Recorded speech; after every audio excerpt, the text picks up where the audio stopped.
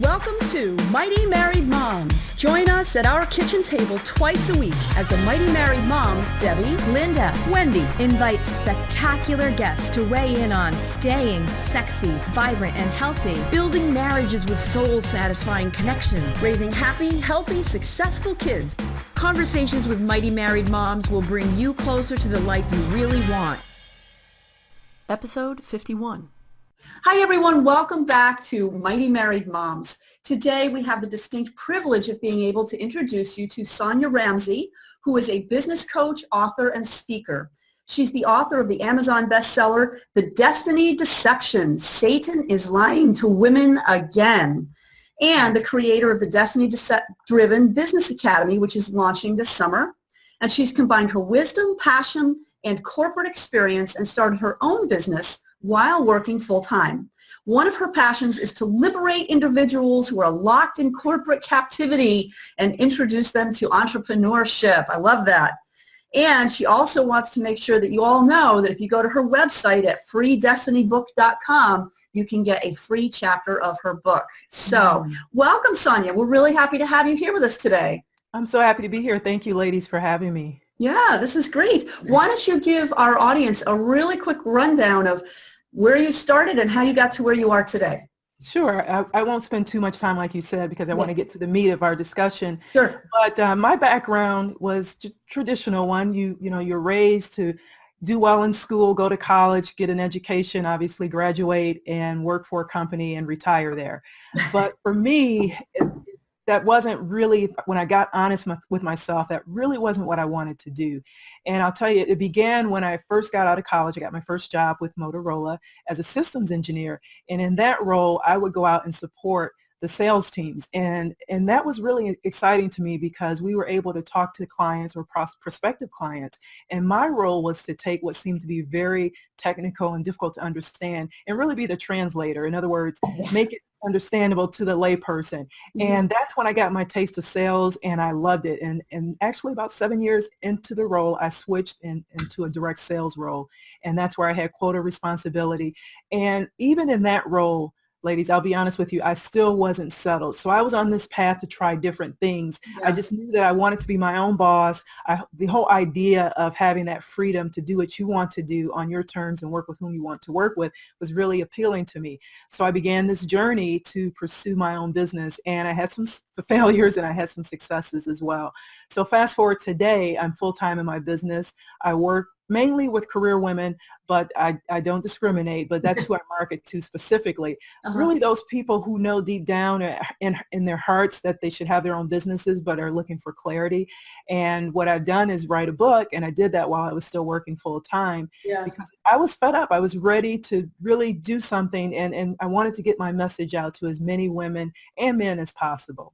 That's great. That's great. I mean, that's a journey that, the three of us can kind of relate to, and I'm sure a lot of our listeners can as well. And even if our listeners haven't actually gone and started their own company yet, I'm sure they can understand that kind of corporate captivity that you talk about too. Oh my gosh. Yeah. Can you just tell us exactly what is the Destiny Deception? Can you give us just a quick rundown of that? Yeah.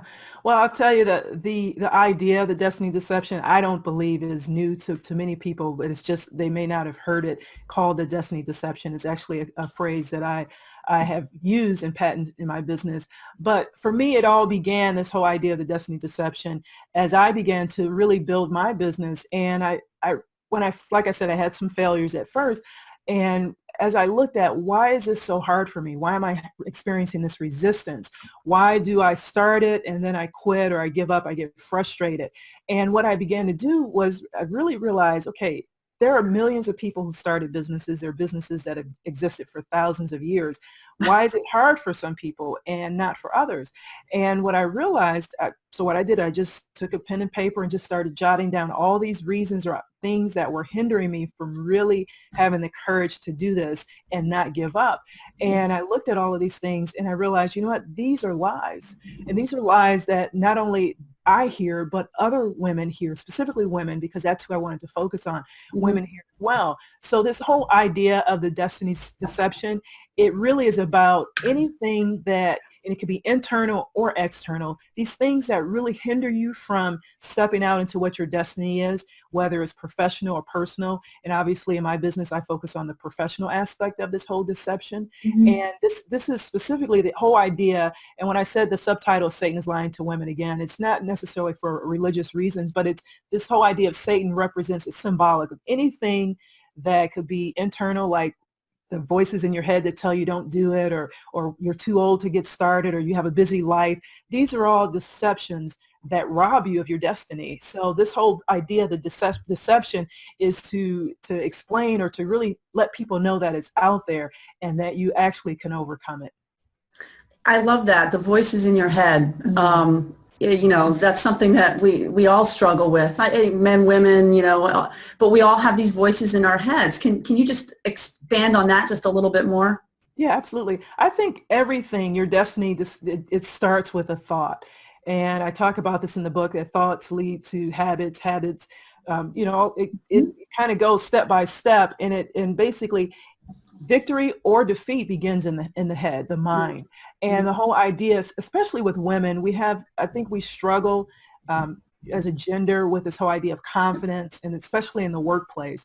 Can I really do it? Can I have it all? Can I have the family? Can I have the career and really have this balance? Because sometimes there's this deception, if you will, this destiny deception that says it's impossible to have this balance and be successful in your career, your business, and have a successful home life.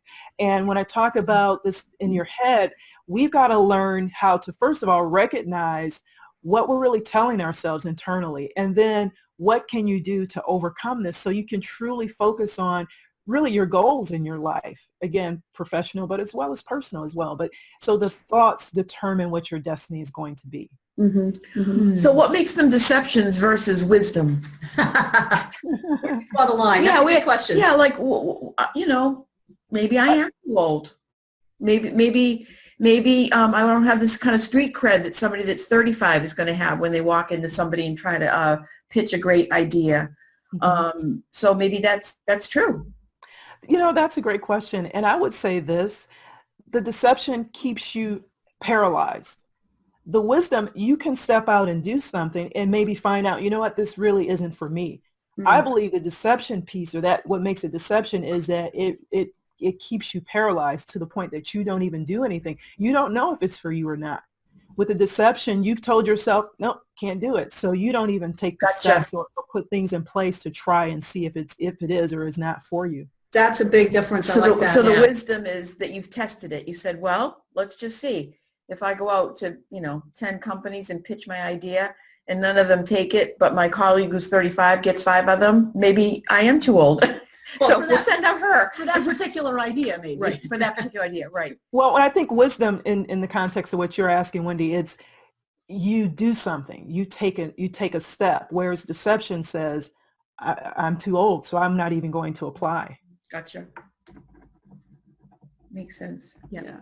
Absolutely. Yeah. We're taking notes because I forgot to tell you this. We're taking notes because we do a follow-up afterward where we kind of hit on some of the high points, and I think that's a high point. Yeah, a big high point. Absolutely. Well, I would say I get excited to get this message out because there's so many talented women, and I'll just focus specifically on my experience in corporate.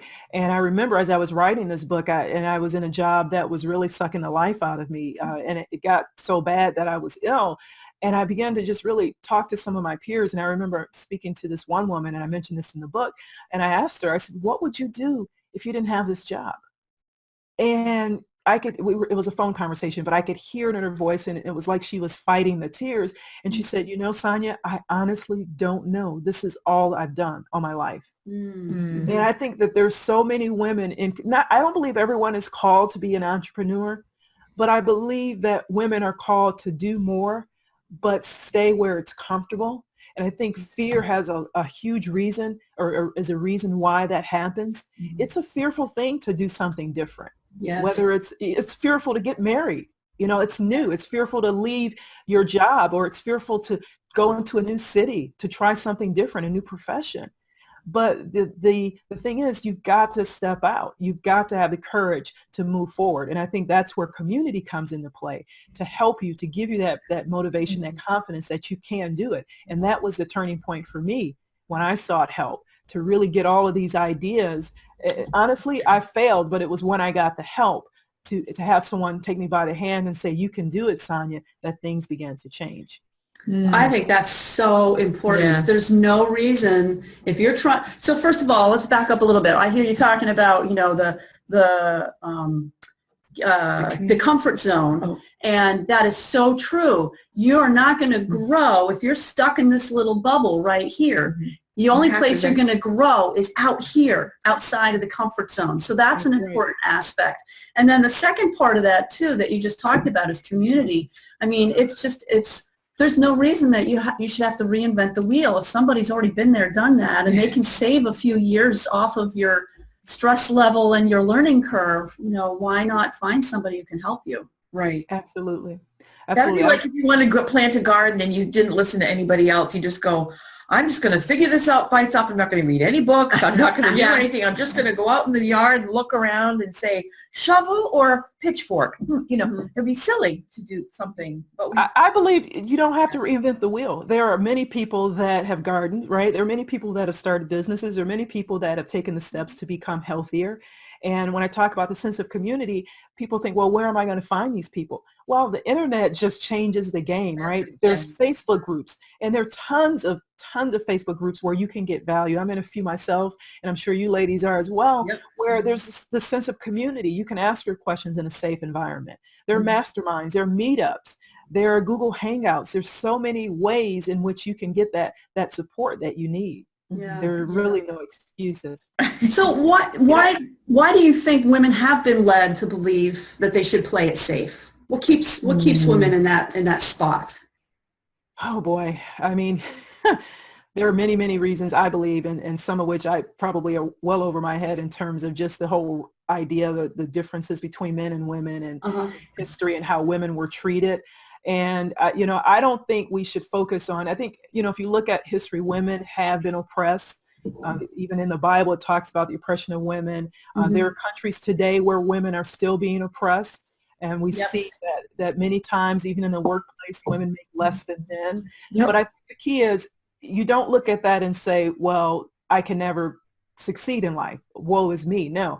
Look at that as a motivation to really press forward in what you really want to do. There are many women role models out there to help us look at those role models and say, if they can do it, I can too.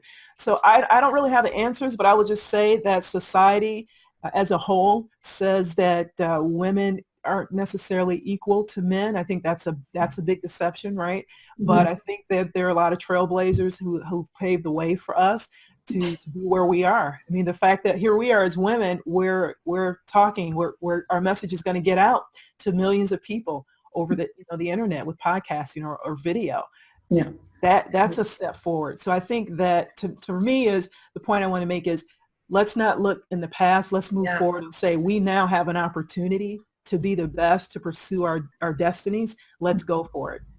I like that a lot. Yeah, I like it too. And how did you know what your destiny was? Is it like an internal drive? Like how do you tease out what's the voice that's calling you forward to a vision that is off the beaten track? Or I think honestly, I'm still evolving. I think what happens is, and I'm a person of faith, and I believe in prayer, so I seek that guidance as well. But you can't, for me, I couldn't fight what I was feeling inside, that there's more.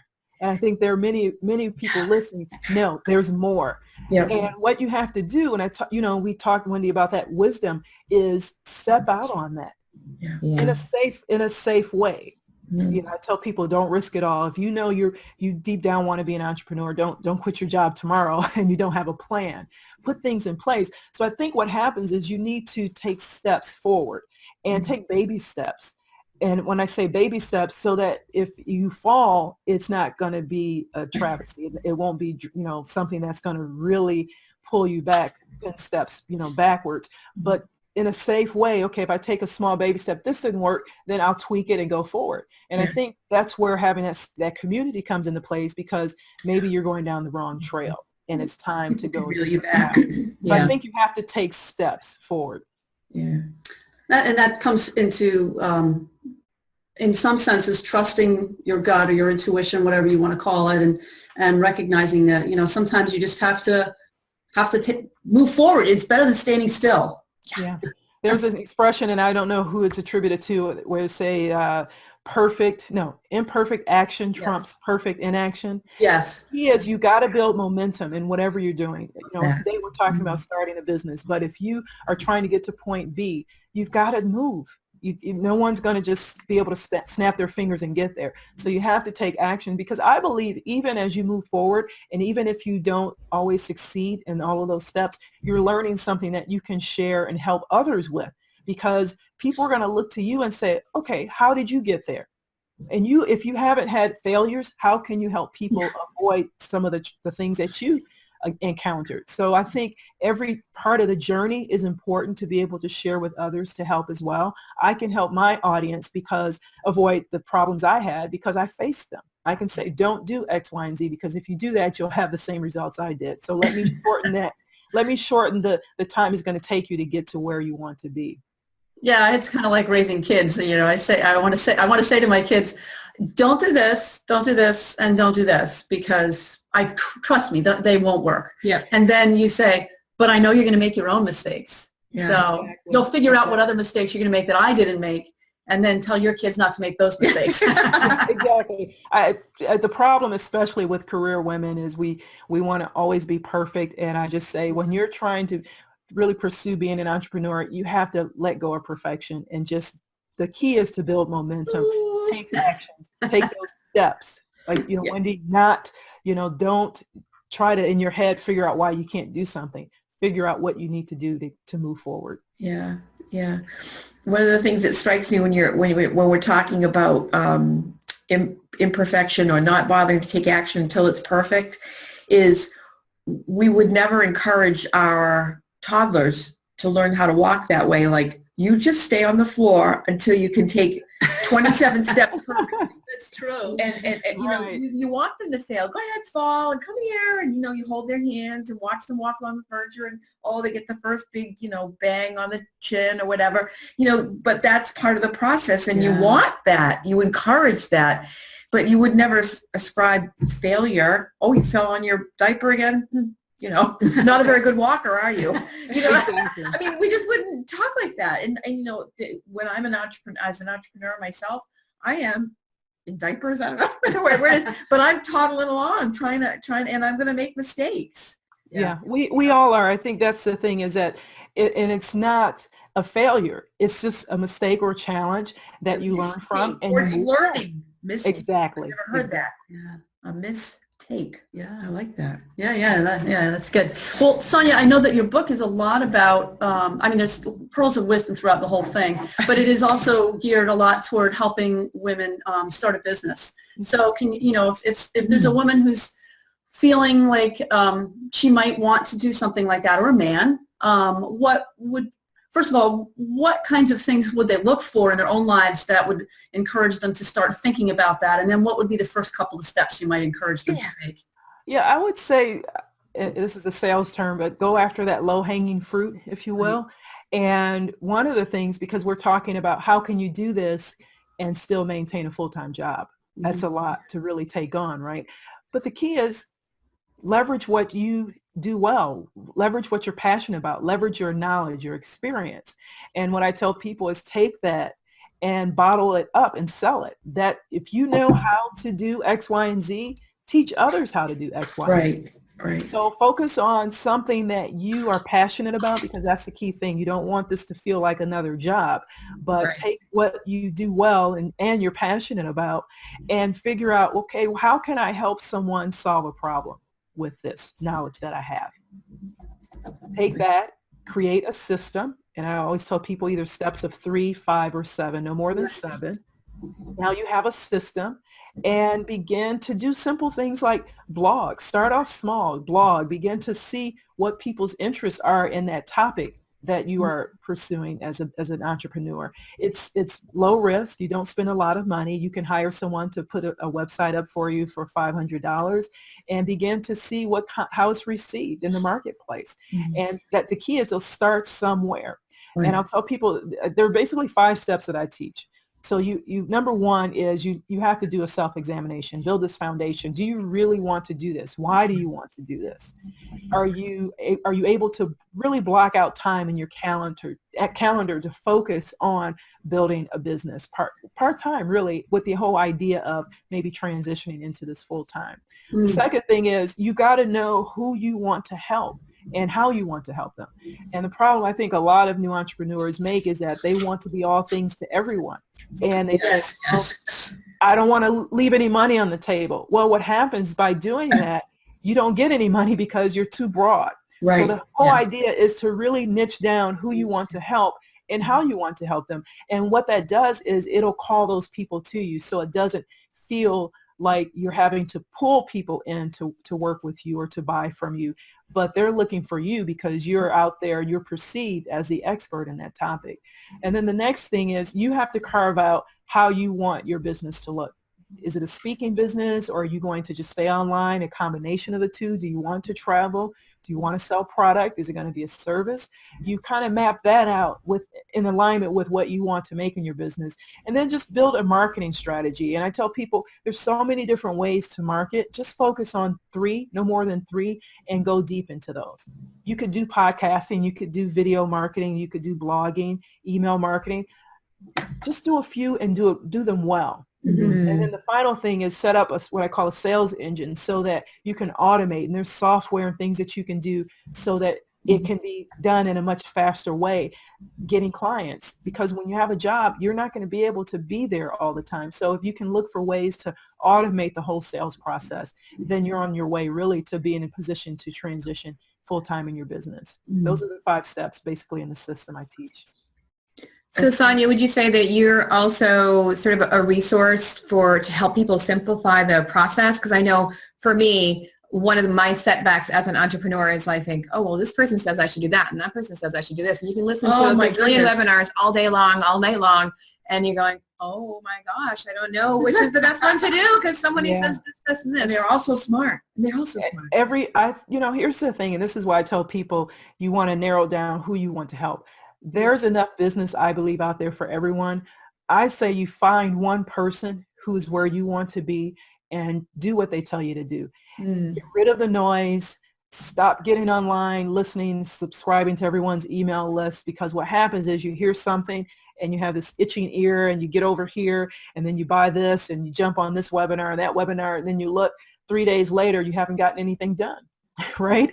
True. So you want to focus on working with one person, one system, one method, and then just work with that method and give yourself time to grow in that, grow using those steps or that system. But I think at a core, the basic level, it's really being able to market your message to a group of people who need what you have to offer. If you can focus on that and decide, how do you want to do that?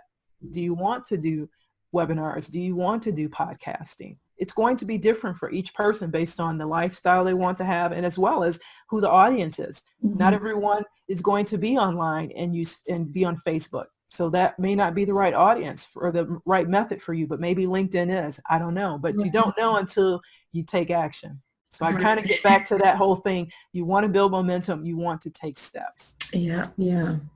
Keep walking forward. Yeah, exactly. Right. Great advice. Great advice. I know. Do we have any other questions here for Sonya? Well, yeah, the bit about the hectic schedule. Can you give an example of, full-time work, mom, and then what would that look like? An hour at 10 to 11 p.m. or no? Really? Yeah, it's a good question. No, that's a great. I mean, I lived it, right, and I did it the wrong way, and then I tweaked it and did it the right way. For me, I'll just say real quickly, doing it the wrong way was trying to move at such a fast pace that I felt like I had to get everything done tomorrow, right? Mm-hmm. And there were long nights because I had a very demanding job. I was doing the work of 5 people, so 12-hour days were not uncommon for me. At work. At work, yeah. And then I would come home because I was so passionate about building my business. I'd work another 5 hours. So it was nothing for me to be up till 2, 3 o'clock in the morning. Wow. That wore me down. Don't do that. Don't do that. What I did was I looked at everything that I did, and I basically just took everything and said, okay, what did I waste time doing? What did I really need to do? And what I'll tell you is if you just focus on a few small steps every day, you look up and you really are on your path, or on your way rather, to having something that I believe can stick. And one of the things I did, it's interesting you bring it up, Wendy, is I put together a calendar. At the time of this recording, the site is still being launched, so it should be ready by next week, but it's Sonya Ramsey Online, and people are able to get this calendar. And if you want, I'm happy, I'll work something out with your audience where we can give them the download. But I actually map out a calendar. Here's your time in the morning. Here's your work schedule. What do you do each night? And I actually mapped it out so that it's an hour and a half each night. But I was very specific on what you need to do. That's terrific. That'd be awesome. swell. We'll definitely link to that in the show notes. Yeah. Okay. Yeah. Yeah. That'd be great. And like you said, if there's anything that we can that we can offer our audience, that'd be great. Yeah. So I just want to encourage people. I see so many opportunities out here for all of us. And I just know that if you really in your heart know that you should have your own business, begin to, continue to listening to the podcast, find someone who can help you get there. Yeah. It doesn't mean that you have to spend thousands of dollars. You just start where you are. There's tons of free information out there online, YouTube, you can webinars, but find something that resonates with you and begin to put a plan in place. Right. That's great. That's helpful. So the gist of it is don't listen to the lies that you tell yourself and that society's telling you. And if you feel called to make a move, whether it's within your own company or trying to start something new or whatever it might be, just start in some small steps. Yeah, absolutely. Yeah, that's great. That's great. Do you resonate with this? There's a part of me, I have a master's degree. I was a nurse for a lot of years, but I still suffer from thinking, I'm not that smart. I don't really have that much to go on. Yes, I've studied with this, but I'm sure I need more letters after my name. And one of the things that I heard very recently that I was like, do people really think that? And that was, if you know 10% more than the person that you're talking to, you can consider yourself an expert. Absolutely. Do you agree with that? Absolutely. Because I think that's where so many of us struggle as women, this whole confidence factor. Mm-hmm. And someone said this to me, and it was like the light went on for me. In the eyes of a third grader, a fifth grader is God, right? Yeah, that's true. Yeah, you're not, if you're in the fifth grade, you're not trying to, or you shouldn't be selling to 12th graders. You sell to fourth graders or third graders. So there are always people that are going to know less than you. And those are the people whom you need to actually serve. Yeah, that helps. Stay in your lane. That really helps. Yeah, that's terrific advice. Do you find too that, I know for me, I think, there's all these experts out online. They offer their online programs so anybody can go access them. Why would they want to come to me? Right. Because there are people that are only going to want to work with you and no one else.